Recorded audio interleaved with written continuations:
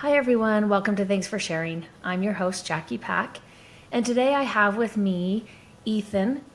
And Ethan is going to be a recurring guest, I guess, on the Thanks for Sharing podcast going forward. And I'm really excited about that. I've known Ethan for, like how long, Ethan? It feels like I think 6 or 7 years. Okay, 7 years. He's an employee at Healing Paths, and that's how I've gotten to know him. And I have a lot of positive things to say about Ethan, but I'm going to just kind of turn that over to Ethan, let him introduce or share with you all what he's comfortable with sharing about who he is and what he does. Awesome. Thanks, Jackie. Yeah. This is fun for me since I have listened to your podcast quite a bit, so I'm here, right? I think just a little background about myself. I grew up here in Utah, grew up a lot in the outdoors, doing a lot of hiking, a lot of exploring, and that always held a very special place in my world. And it was only later down the line that I connected how much that impacts my mental health, and has been something I've been very passionate about ever since. I think probably kind of the most interesting part about how I got into therapy was I was doing wildland firefighting, and I was intent on making that my career, and then ended up injuring my back. And so I was like, well, what's something else that is adventurous and doesn't require my body as much? And so psychology was it, because I thought, wow, what a fascinating adventure to be able to dive into people's lives and try and understand the brain and why we do what we do. And that was a move that I have been very happy with and really rewarding. So I went through a psychology program and then a social work program, and was very fortunate to land with you pretty close after graduation, and it's been a journey since then. So Yeah. That's interesting that you describe it as looking for the next adventurous thing that doesn't, require so much of body or will not hurt your back. I mean, some days it's a long day of right, sitting. right. I didn't think about different. That part. Yeah, I think some things, and you'll get to know this, listeners, as you listen to podcasts that Ethan is a guest on. Ethan brings a pretty calming presence, I would say. I don't think, Ethan, I've ever seen you not pretty even keeled, which I think is, your clients benefit from that. We as a team benefit from that. And so I'm excited for all of you to get to know Ethan a little bit more. When I was thinking about our first podcast episode to record with Ethan, the first thing that came to mind is talking about trauma work, and specifically the importance of being a trauma-informed therapist. And I know I mentioned to you, like, I have both mental health professionals as well as non-mental health professionals listen to the podcast. And I think it's helpful to understand, and I want clients to understand what they should be able to expect if they're going to a therapist who is saying that they are trauma-informed or trained in a trauma modality. Because if you're trained in a trauma modality, you should be trauma-informed. And I don't know that that's always the case. I understand, like, when we do a training for a specific modality, I mean, it costs money, it takes time. They're not a grad program. Like, they can only equip us with so much information. And I think they're kind of counting on the therapists showing up to the trainings already having some trauma-informed backgrounds. And then they'll train us in the modality. But I don't know that that's always the case.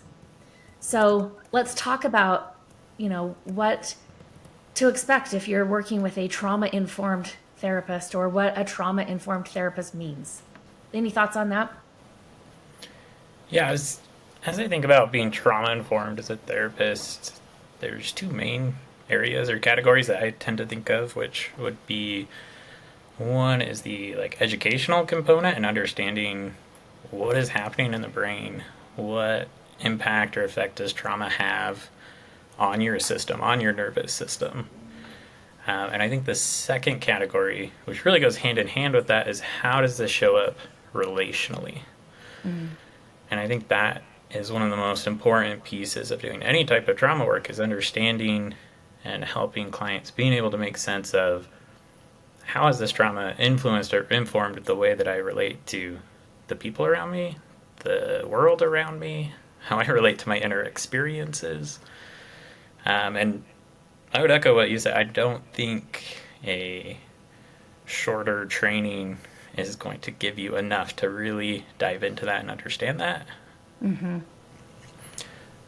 So I think Also, I those don't are know my where main thoughts. they would call, draw the line of, I mean, that's a lot to undertake for anybody doing a training on a modality to undertake, like making sure you've reached a certain threshold of trauma informed. Like, I wouldn't want to take that on.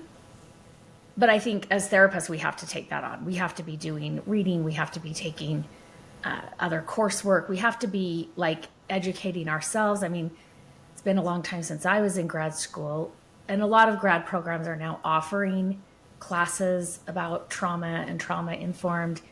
My experience seeing that on the hiring end is it depends on who they had as a professor. It depends on them and what they absorbed from that, So some, I think, really got a pretty good foundational work from their trauma classes, and others not so much.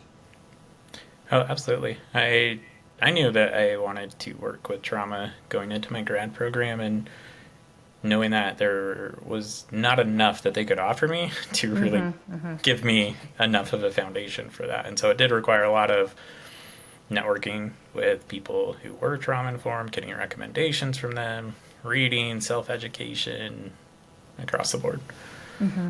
Well, and I think too, like one of the benefits of the two of us having this conversation is I also benefit from other trauma-informed therapists having a discussion with them about that. Like, even if it's not necessarily new information to me, they're explaining it, or their conceptualization of it is going to be different than mine. And so I think even that is a beneficial learning to have conversations like this. Oh, So, absolutely. yeah. Absolutely. Okay, so, we talked about just trauma informed at a basic level being, how it impacted us, how it's still impacting us, how it shows up in our life, in our relationships. Maybe let's talk a little bit about why we need to look at the relationships in terms of seeing how it is showing up.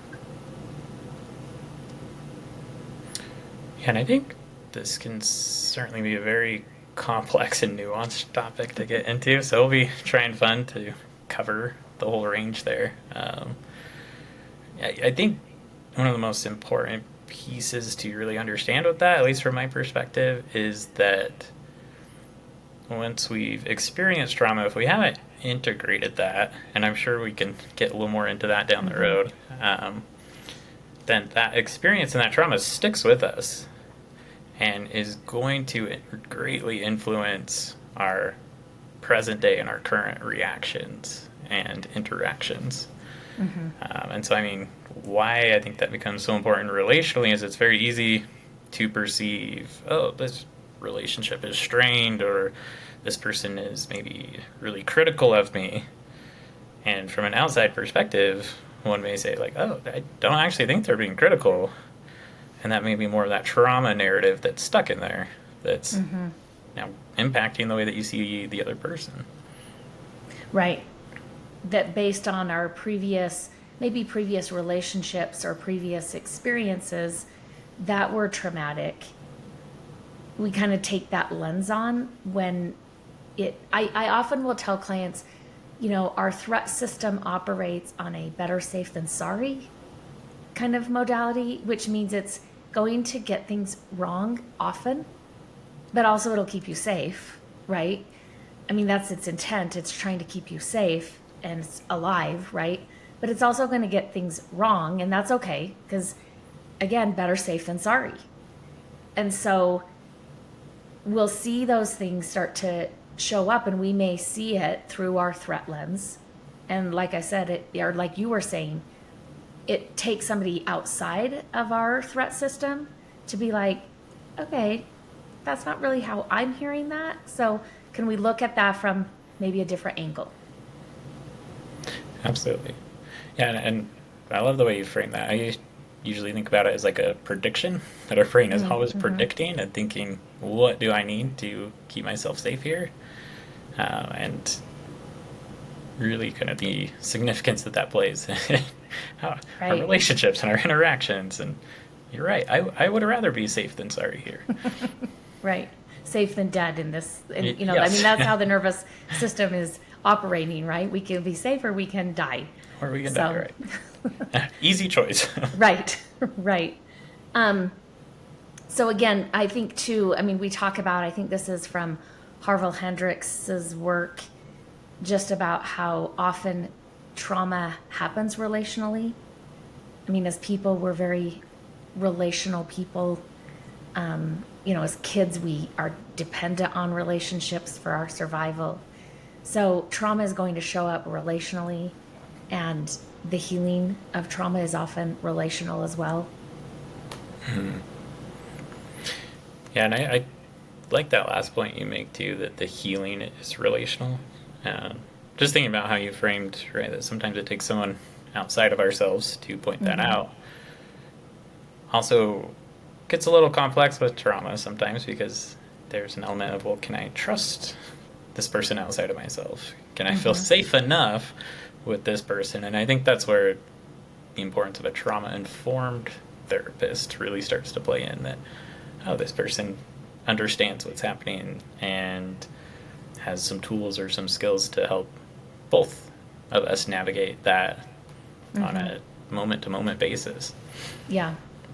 Yeah, and this is where, we might, as a therapist, start to, I mean, again, we should be, as therapists, always attuning to our client throughout the session. Kind of our body talking to their body, our nervous system checking in with their nervous system, and kind of reading the room, right? Or reading them, what's going on, not just in the words that they're saying, but in how it feels in my body. Because I'm guessing, oftentimes I will say, if I've kind of cleared my body, or if I wasn't feeling this an hour ago and all of a sudden I'm feeling it in this session, it's probably not me.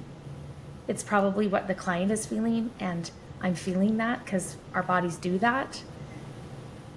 And so if I'm feeling that, I think a trauma-informed therapist at a basic level knows what to do with it, knows how to use that information, knows how to get that information, and then knows how to use that information in a way that gets us through whatever is coming up and through the emotion. What are your thoughts on that, or how do you explain that?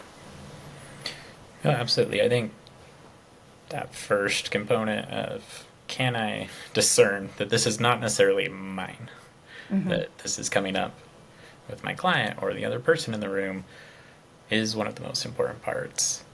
And then from that relational perspective too, it's understanding what's the most effective way for me to communicate that and get this exchange on my client's radar, that they can understand, like, oh, there is maybe this level of dissociation that is sitting here in the room that they weren't aware of before that. Right. And because often they're coming into this with experiences of where it wasn't safe for them to even be aware of what they were feeling, let alone for somebody else to be aware of what they were feeling. I mean, I relate to that. Like, the role in my family, right? I was kind of I would say I was a mediator. And what that also meant is I couldn't be aware of what I was feeling in that moment because I wouldn't have mediated, right? I wouldn't have intervened. I wouldn't have stepped in. And I probably should not have been, right? Let's just say that, because I'm like a 6-year-old. But Right. but I think that's an important learning, and clients need to have that awareness as they're doing their healing work and their trauma work, right? They need to have that awareness that, like, feeling this and having another person witness this should have always been a safe thing and is a possibility now. Right. Right. And really both the unlearning and the relearning that needs to take place. Right. Um, Right. I also think it's important to name that there's a lot of people who it wasn't just, oh, I don't need to be aware, but it was actually dangerous if the other person was aware of what I was Right. feeling. Yeah. And so not only do I need to get really, really good at hiding what's coming up for me, but I'm also going to try and get really good at understanding you and stabilizing you and essentially being invisible. Right. Right. Yes. Which I just think is so profoundly sad, right? I mean, amazing that we could do that. Again, these survival strategies that we develop are, in a way, brilliant and also in a way tragic. So, yeah. Absolutely. So we're attuning to our clients, and maybe even like there are times I want them to attune back with me in terms of like, I know I'm maybe intentionally taking deeper breaths. And sometimes I will verbally say, hey, follow my breathing. Just notice how I'm breathing and follow that. And other times I just start breathing that way. And I might lean in closer, I might sit on more of the edge of my chair. I'm not like invading their space, but I might sit more on the edge of my chair. I usually will lower my voice and talk just a little bit slower, not like obviously that's why are you talking so slow? That would be weird. And I'm breathing, right? And I'm talking to them. I'm usually saying, it's okay. That's okay. It's welcome here. That needs to show up. Like, and just letting them feel, right? And being okay with that. I was talking in my last podcast episode about Robert Bly. I don't know if you know who he is. He's like a American novel. Was he a novelist or he was a writer? Yeah. And he's probably most well known. Maybe not. Maybe this isn't what he wanted to be well known for, but I think he's most well known for like creating men's drum circles and stuff, rituals for men. And he talks about grief, and he says, we can, this is me paraphrasing, but when we're experiencing grief, we have two choices. We can, or somebody is like, maybe I'm not experiencing grief. Maybe my client is experiencing grief. I can either go upward, he says, which is the American way, try to take it up into the intellect and connect in a philosophical way about grief, or try to say something that makes them intellectual, right? Or kick in the brain, the thinking process. Usually I say that results in like useless platitudes.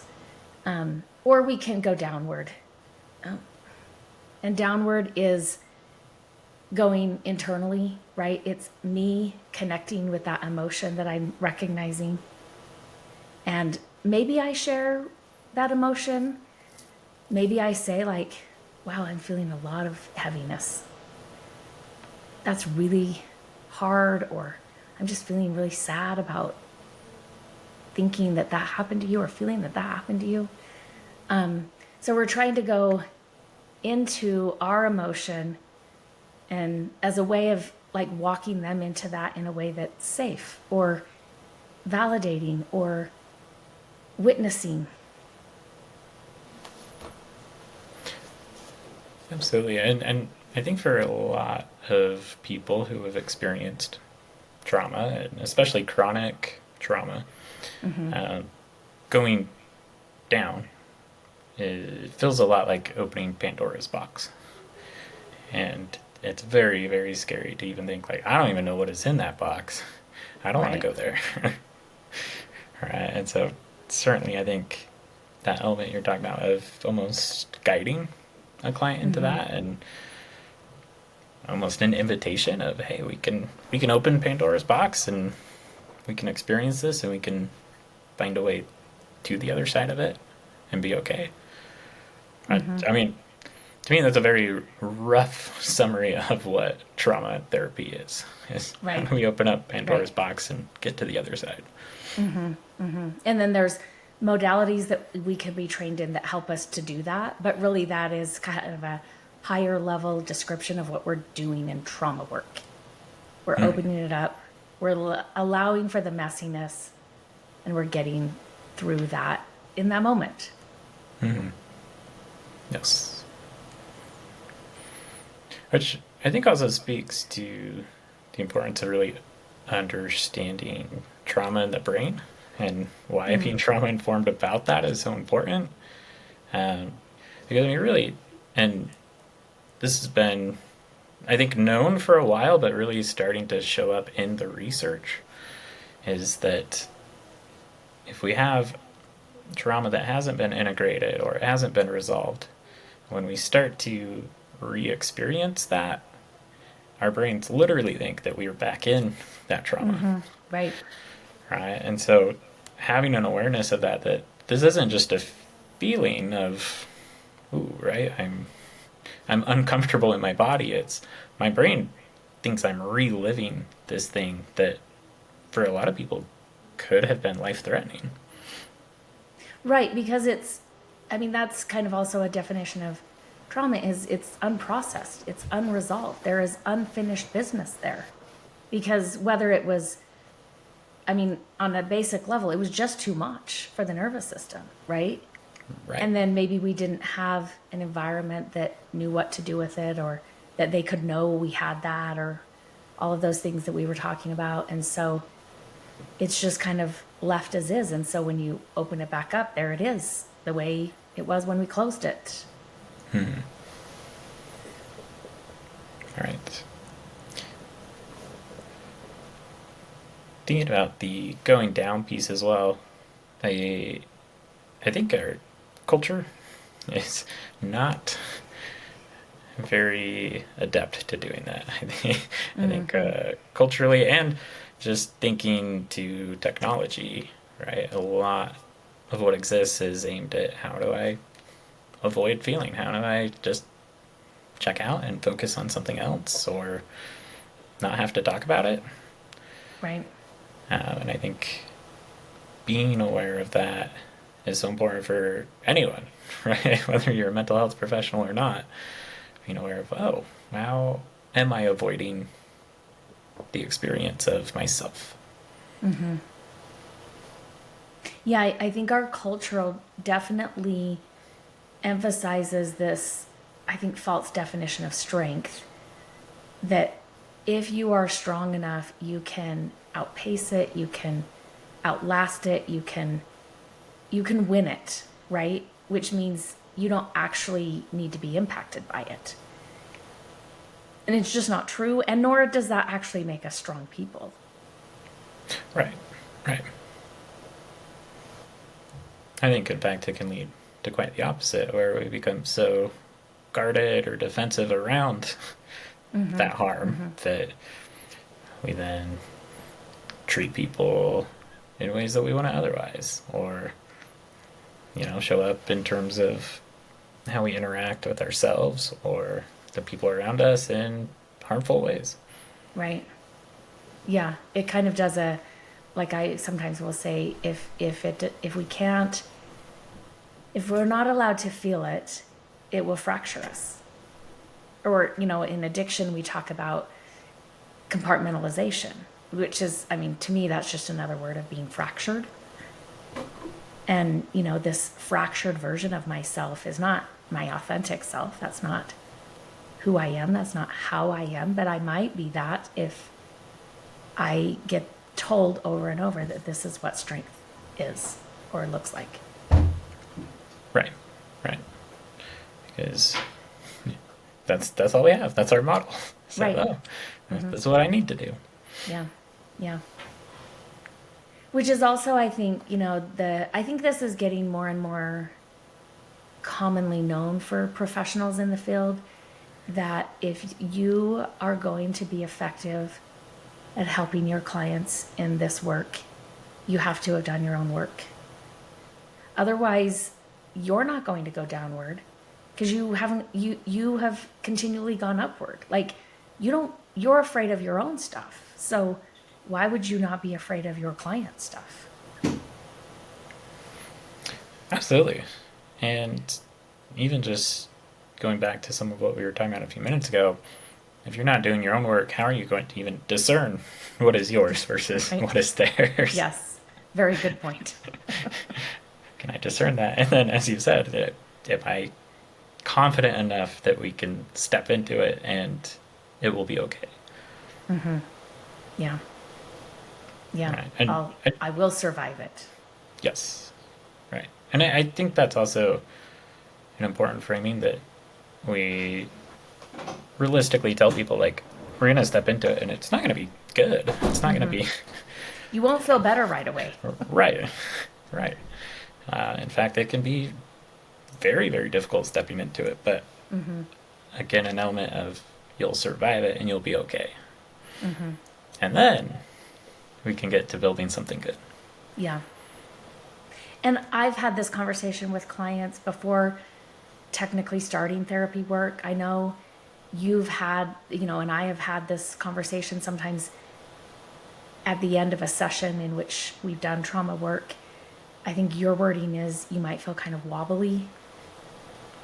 And sometimes before we start, I might say, okay, as we start doing some more specific trauma work, like we've laid the foundation, the groundwork. I was combining those two words.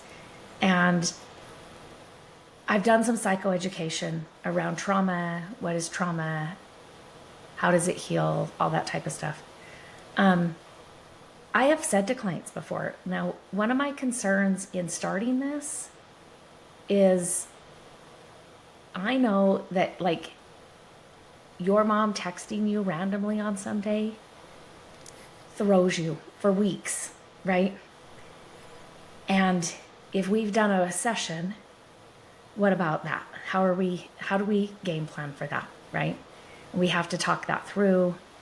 And, sometimes after a trauma session, they, block somebody for a time period while they're letting themselves process, because it would just be, I think, too much to have a text like that come in when we've opened up stuff.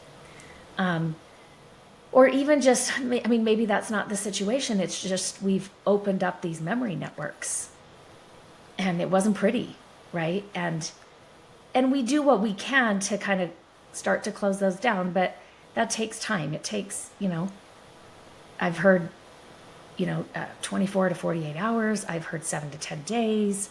I believe all of that, right? I believe that.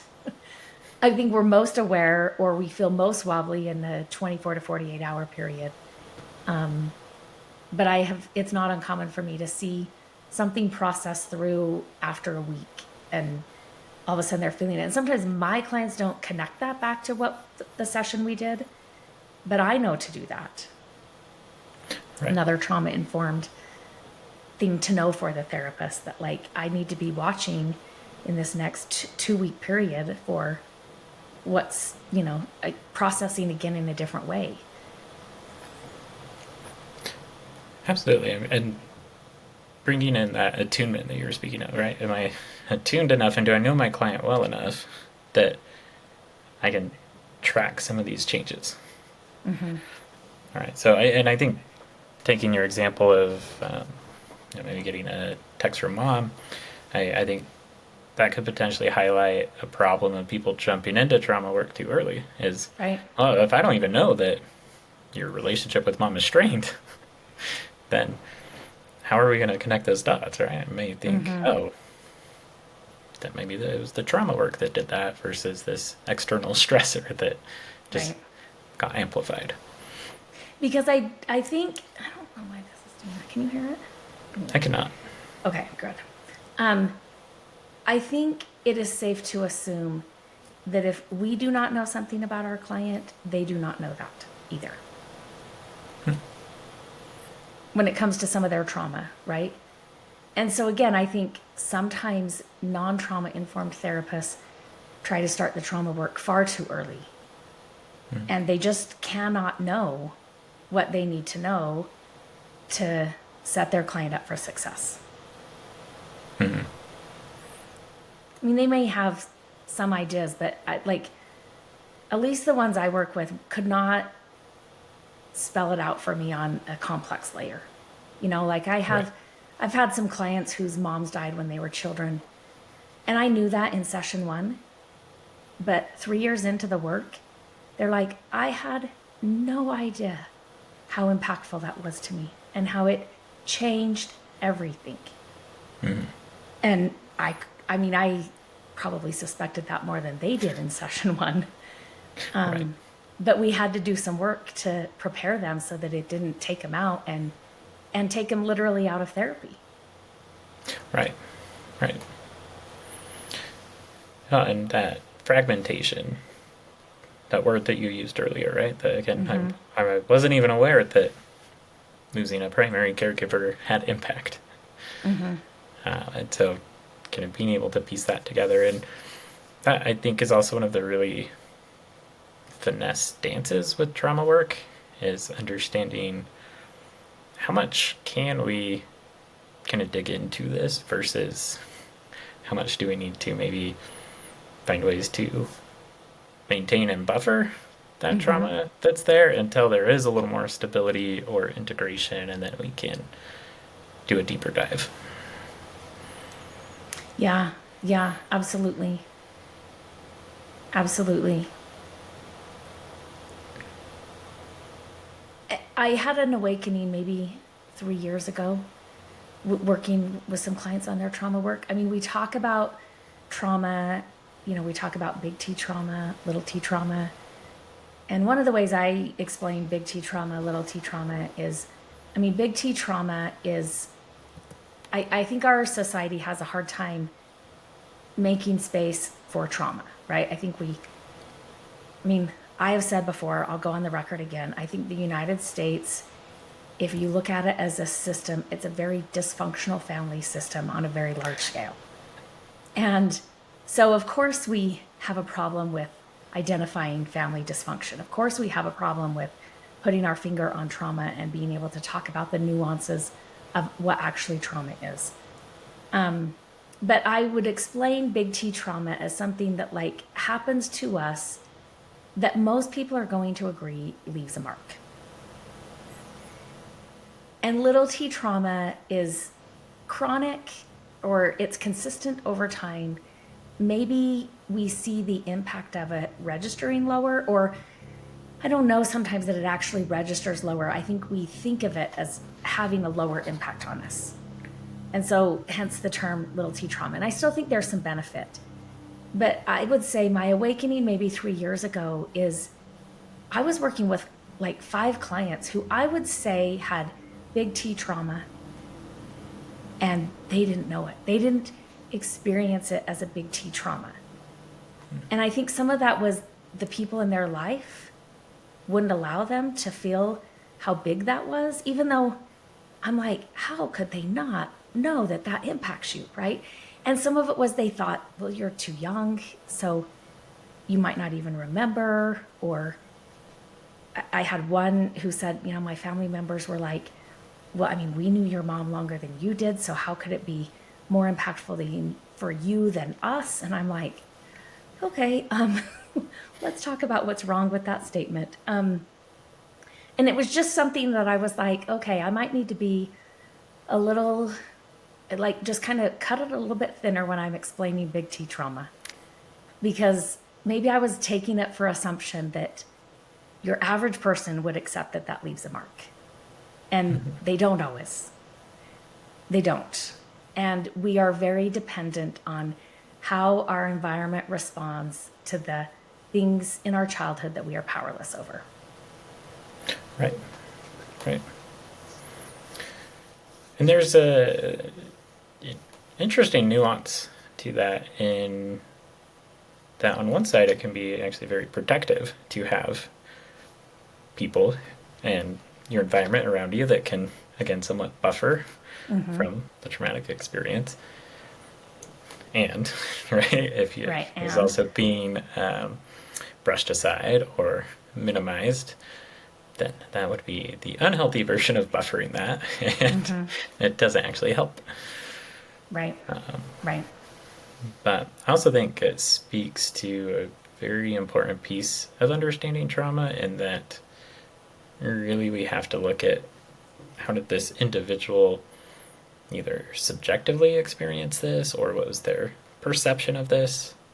And we can get data from outside sources or family members, friends, people in their lives, but really kind of understanding that the core is going to be how did this person, how did this individual experience that?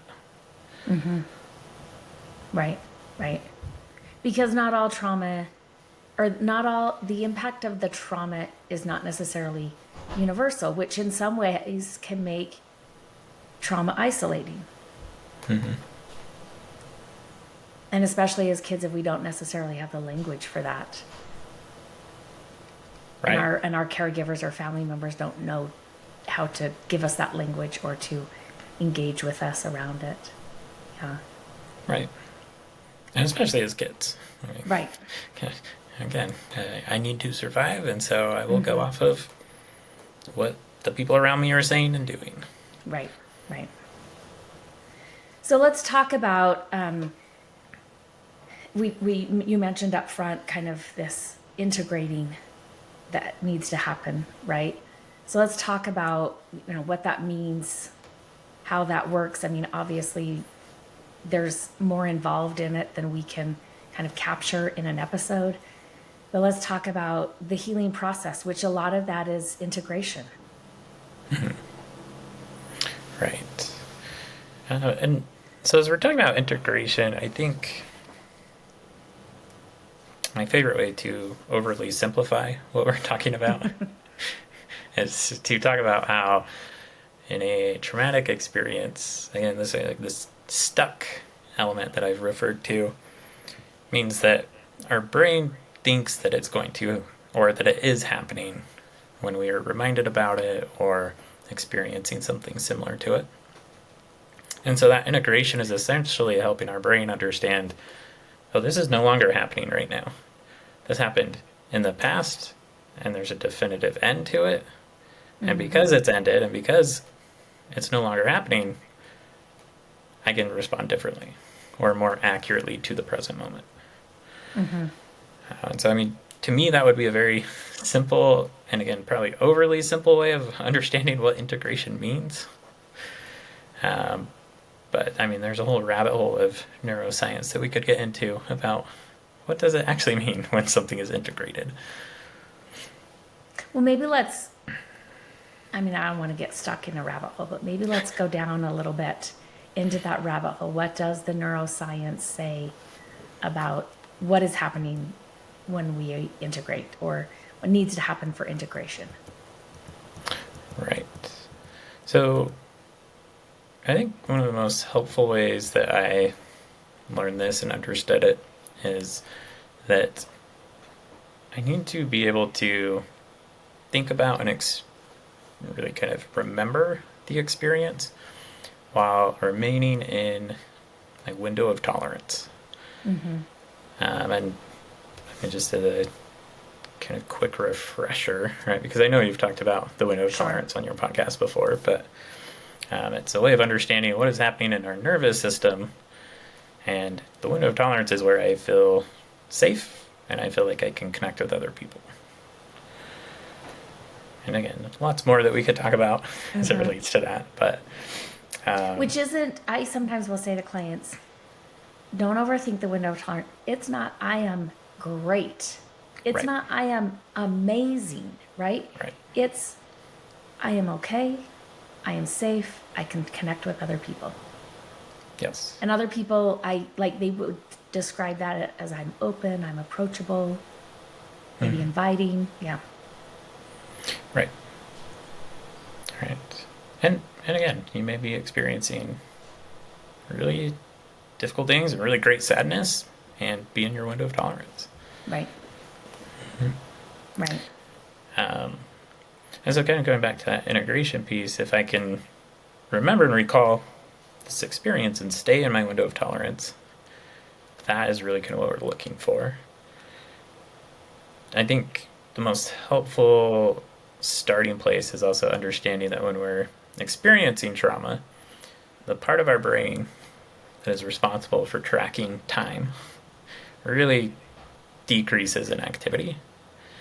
And so then this memory gets stored in our brain without these clear connections to time. And that really kind of helps us understand why then, if I am reminded of the event, or if I am talking about the event in the future, I then think that it's happening again because it doesn't have a timestamp on it. Or it's not anchored in the past. Right. Like I don't necessarily know that it is not current. Right. Yeah. Right. And so, I mean, and there's some really fascinating research around how memories are stored and what happens when we talk about memories or recall them and how that can change them. Right. But I think the core of it is if I'm recalling that memory or thinking about it and I'm outside of my window of tolerance, that's not going to integrate the experience. And I think it's just key to say, again, I can be incredibly sad, I can weep, I can and be in the window of tolerance. Like tears are not evidence of dysregulation or being outside of the window of tolerance. They can be they can be. But I think we can experience the full range of emotions and be in our window of tolerance. Absolutely. And that was one of the most helpful ways that I learned the window of tolerance, is that I am experiencing my full range of emotions, but with a sense of control and an awareness of options. Right. And I do think that can be really hard for people to understand, especially if they are coming from conflict avoidant family systems or cultures. Because the moment we start to step into something that maybe is more uncomfortable or conflict filled, or there's anger about it, that can very easily be perceived as I'm now outside of my window of tolerance. I'm irrational, I'm flooded, I'm whatever language we want to use. And again, recognizing that you can actually be very angry and in your window of tolerance. Right. That's not the blind anger maybe that gets talked about. We're not, it's not that out of control anger. Like we know and are somewhat intentional with what we are doing with the anger when we are in the window of tolerance and experiencing anger. Right. Yeah. Right. And I think that's also a very important emotion for people to understand if they are working on their trauma. I always learned that anger is a great signal that we want something to change. And I think that can be one of the most appropriate and healthy things for people to experience, that I wish this changed. I wish I did not experience this. Right. And so, Or I will sometimes say, my anger is evidence of how intolerable this is. Like it is absolutely intolerable for me that this was the story and it was just left there. Right. Okay, then what are we going to do with that story? Right. And that doesn't involve getting the people from the past who were connected to that story involved. That's the good news, right? We don't have Right. we don't have to involve any outside people. We can do that ourselves with the help of usually a therapist, a licensed therapist who is trauma informed. We can do what we need to do with that. Absolutely. I'm curious if there's any way that you would add to the integration conversation, like from a neuroscience perspective. What does that mean? What does that look like? How do you explain that to clients? Yeah, I heard Patrick Carnes say this several years ago. I've heard him say it a couple of times, and I really liked it. He was talking about, again, he's addiction professional, right? So he was talking about addiction, and he was talking specifically about the Serenity Prayer. I was in a workshop with him, not very many of us, and he was kind of breaking down the Serenity Prayer. And he, just said, serenity can be defined a lot of different ways. One of the ways I define it is all of my compartments are open, they stay open, and I feel peace about that. I don't feel a need to close this compartment if this one is open, right? So sometimes I'll explain that, like, I think when trauma happens, we get through in a way like, again, this event or the lack of event, right? Because trauma is also what should have happened for us and did not. So we get through that by compartmentalizing, fracturing that, disintegrating that, right? Because the truth of that is too much for our vulnerable little self, right?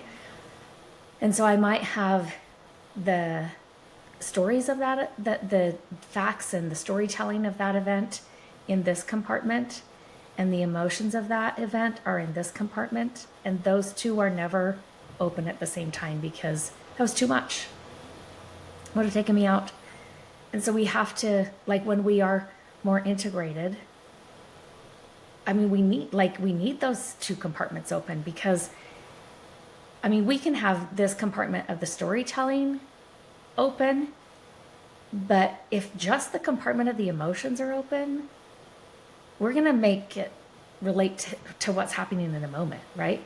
It's my spouse, it's my kids, it's my boss, and it's not. Or maybe that triggered it, that these emotions really reside with this specific story. And that would be helpful to know. And so it is helpful. Like, and sometimes I'm saying, we are an adult now. And what that means is we can actually tolerate more with some groundwork and foundation work. What, maybe as a kid would have taken us out and been very threatening to our psyche is not so anymore, because as adults we just have more options and we have more resources, and we are not as powerless as we are in a childlike state or even a teenager state. And so, we need to start opening those compartments and tolerating that. And, there's insight to be found. There's a lot of emotions to be found, some strong emotions to be found. And we need to, welcome that and know that that's going to actually serve us.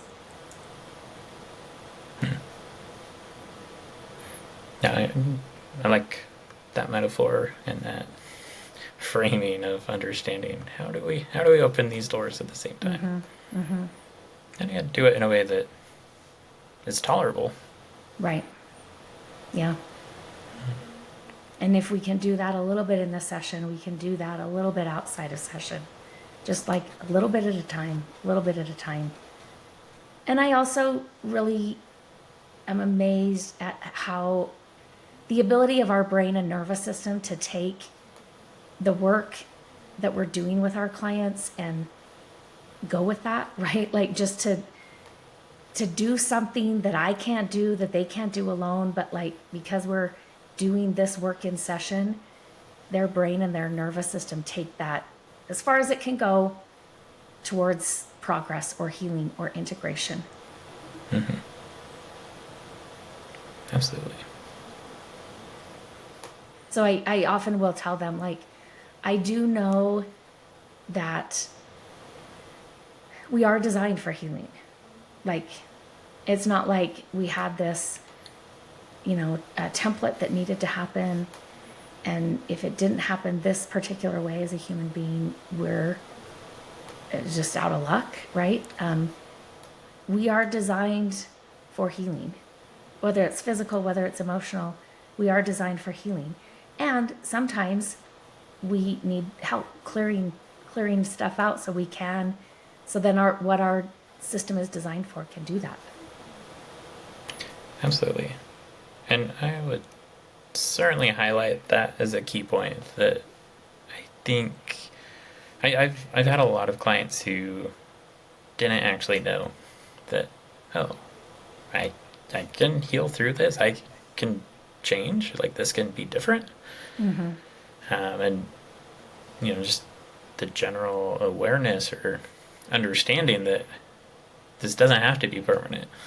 Right. You don't have to live the rest of your life with the impact, right, or the direct impact of this. I think you'll always be impacted by trauma, but having that understanding that, this can be different, and right, things can change. And I have clients who will say, as we're doing the work, I should have done this 20 years ago. Like, why didn't I do this 20 years ago? And I'm like, yeah, you're ready now, right? I'm like, I think we have to look at it in terms of, aren't you so glad you're not doing it in 20 years from now? Like, you came to this awareness enough to reach out, make a call, show up to the therapy appointment, because on some level you were like, I can't live like this anymore. Maybe somebody else was helping push you there, saying you cannot live like this anymore. But on some level, you're the one who has to show up and do the work. And I think that's courageous. And I think, we have to let them know that that is something, I think, working in them that says, maybe life can be different. Maybe I can be different. And the tragedy would be to have never learned that. Right. The tragedy isn't learning that at 35. The tragedy is never learning that. Absolutely. Absolutely. And I think it also speaks to just more of the general knowledge and awareness of trauma and trauma treatment. I mean, I think, again, if you have that client that goes back 20 years, even 20 years ago, this is not something that was talked about nearly as much. I was in the field 20 years ago. Right. Not talked about. There's not nearly as many options or treatment modalities that you could dive into. And, so I think in that way, it is almost like a snowball rolling down the hill where I think there's a lot more momentum and awareness of trauma and trauma treatment that's coming up right now. Yeah. Yeah. And thank goodness for that. Yes. That is progress we have made to recognize that what started as this very narrowly defined thing that existed, which was called trauma, is actually very large. That's progress. Right. Right. Okay, well, let's wrap up there. Again, Ethan will be a regularly occurring guest on the podcast. I hope now that you've listened to us discuss, listened to him, you're excited about that. I'm excited about that. Thank you so much, Ethan, for being here. And at the end of this episode, I want to remind you that your story matters. Remember, there's something meaningful in every chapter. Don't wait to share your story until it's finished. Until next time, Jackie.